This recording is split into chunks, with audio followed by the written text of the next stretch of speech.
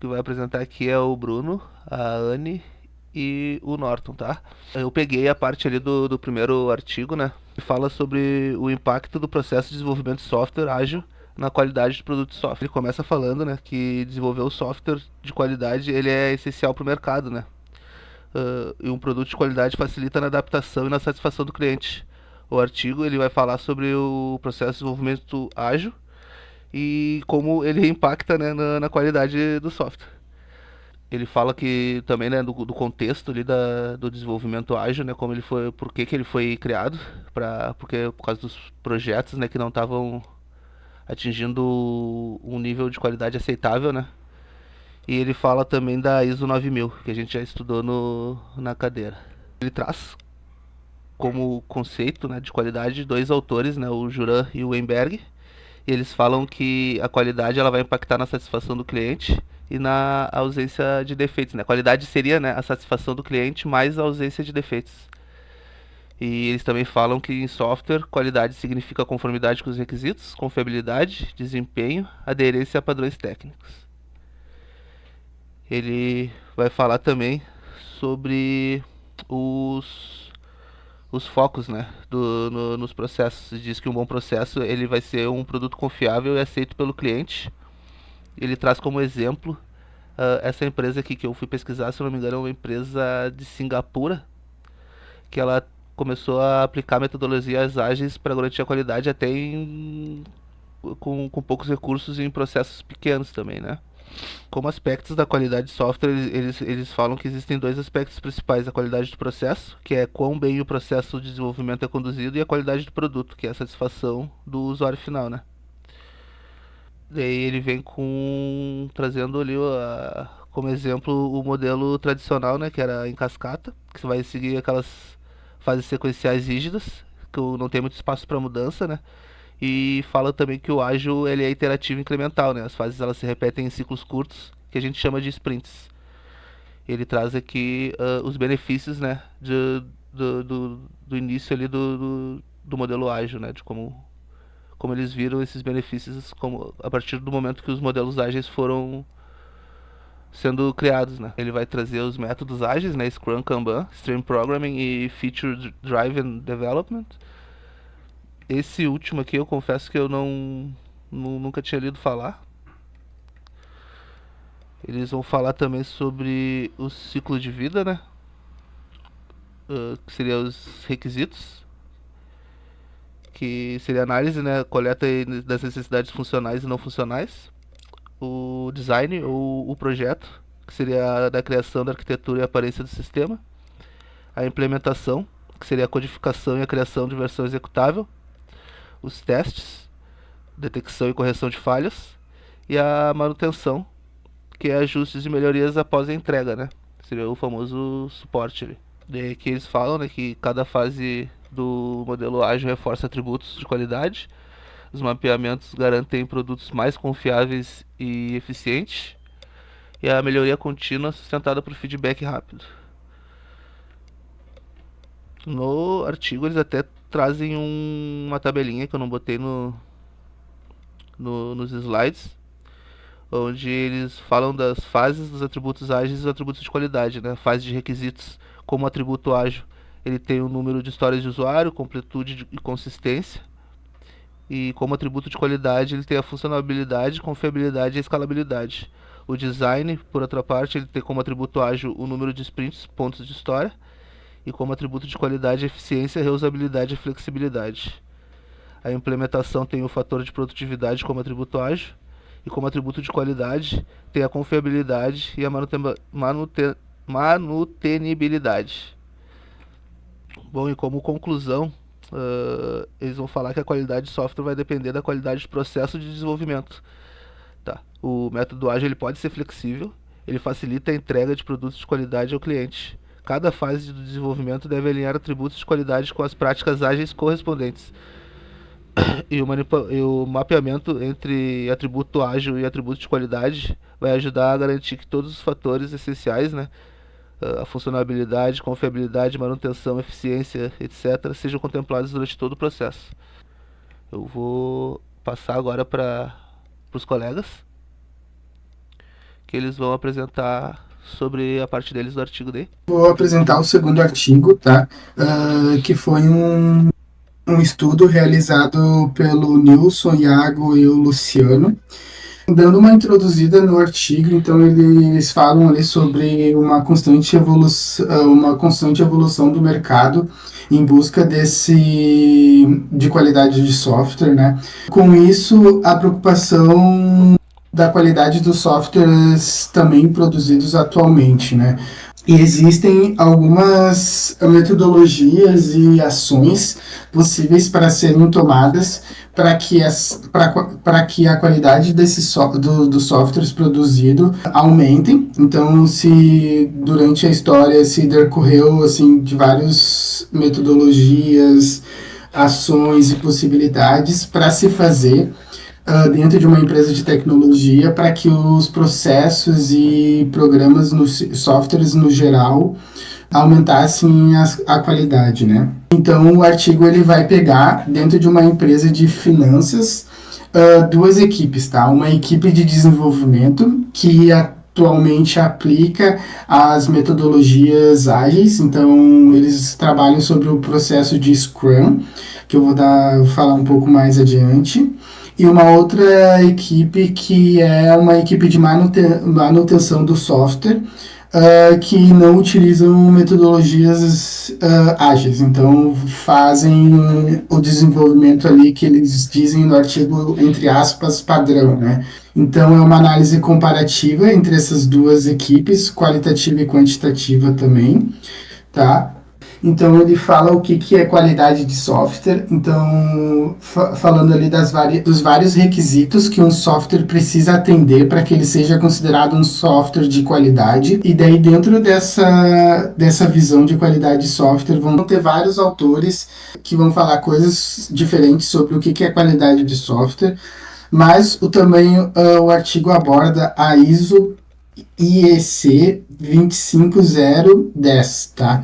Que é uma ISO onde determina esses modelos, esses pilares de qualidade de software, né?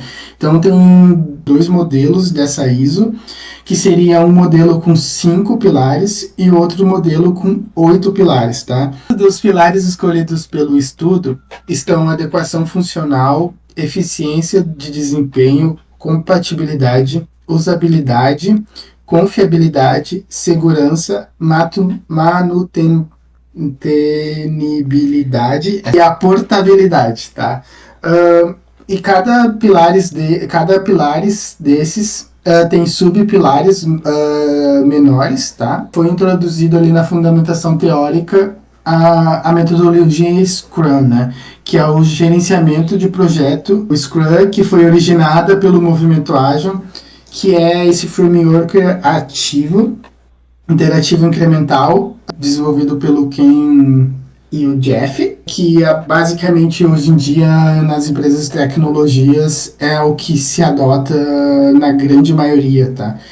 Não conheço pelo menos amigos ainda que trabalham no mercado que não adotam essa tecnologia quando se dá nessa questão de desenvolvimento, né? E o bom do artigo é que ele realmente traz essa visão, né? Numa empresa onde tem essas duas equipes, então tem as suas regras, mas ele é esse framework que hoje em dia basicamente funciona ali naquela espécie de daily, alinhamentos, retro daily, dentre outras várias regras que tem no dia a dia do desenvolvimento, para que a qualidade do software ele aumente ao passar de cada semana e nunca retrocesse, nunca diminui, né? O software sempre vai aumentando a sua qualidade através dessa metodologia que traz esses vários tipos de reunião, tanto com o time técnico quanto com o time comercial também, tá? Então, agora eu vou apresentar a parte referente à pesquisa empírica, né, que foi utilizada para fazer essa discussão sobre a relação entre a qualidade de software e as metodologias ágeis e tradicionais. Então, eles dividiram, né, a pesquisa entre equipes A e B, uma equipe que usa Scrum e uma equipe que não usa Scrum. Eles usaram questionários realizaram entrevistas abertas também e fizeram esse levantamento conceitual que o Bruno apresentou ali, né? Fizeram então essa discussão, né, essa comparação para ver de que modo a metodologia afeta o desenvolvimento. Então, o primeiro tópico, né, da discussão, né, dos resultados que eles chegaram com a pesquisa, trata da adequação funcional. E aí eles chegaram à conclusão que tem uma pequena vantagem para metodologias que não são Scrum, mas que não tem uma grande variação. Então, eles entenderam que o processo de definição e validação de funcionalidades são similares, mas que talvez essa pequena diferença exista por conta de uma padronização da organização, né? Porque já é uma empresa consolidada, né, tradicional, já tem seus processos bem definidos. Nesse caso aqui, então, não seria devido à metodologia. Em relação à eficiência de desempenho, agora que tem uma diferença um pouco maior, em relação ao tempo, né, ao comportamento no tempo, o Scrum se saiu melhor, um pouco melhor. Em relação à compatibilidade, eles verificaram aqui que tem uma vantagem para a perspectiva não Scrum. Em relação à usabilidade, a perspectiva não Scrum, ela demonstrou uma superioridade, inclusive naqueles tópicos em que, na hipótese dos pesquisadores, eles supunham que o Scrum levaria vantagem, né? Então, na verdade, aqui a perspectiva não Scrum, ela demonstrou um processo mais bem definido de avaliação de usabilidade. Em relação a resultados da pesquisa, quando falam de confiabilidade, tem uma diferença sutil, mas também tem uma vantagem para a perspectiva não Scrum. Em relação à segurança, eles tinham uma determinada hipótese, né, mas encontraram um resultado diferente. Também encontraram aqui um distanciamento significativo entre as duas perspectivas para a vantagem da equipe não Scrum. E aqui é a parte mais interessante, eu acho, do artigo, né, do que eles conseguiram levantar. Aqui, as equipes não Scrum, elas demonstraram superioridade em todas as subcaracterísticas. O Scrum ele não foca exatamente na produção da documentação, então isso dificulta o entendimento da arquitetura, acaba acumulando código de baixa qualidade, né? E como no Scrum também o foco é em entrega rápida, tu não trabalha tanto a questão do design do sistema, né? E também tem o ponto da falta de documentação que acaba por gerar débito técnico, né? Tem algumas pessoas que têm mais conhecimento, mas como esse conhecimento ele não é sistematizado, ele não vira um processo formalizado, acaba que gera essa dificuldade, né? E é o ponto crítico aqui, né, do Scrum, na verdade, especialmente a questão da manutenibilidade, né, que foi a parte que mais se destacou, mais teve diferença entre as duas equipes, né, e evidencia uma limitação do Scrum que é complexa, assim, de contornar, e aqui deveria ser um ponto que precisa ser melhor trabalhado, né, com práticas complementares, que não são próprias do Scrum, mas que são necessárias para melhorar a questão da manutenibilidade. Portabilidade também tem uma diferença, mas também não foi possível pelas entrevistas definir exatamente o porquê dessa diferença. E é isso, então as conclusões, elas vão nesse sentido, né?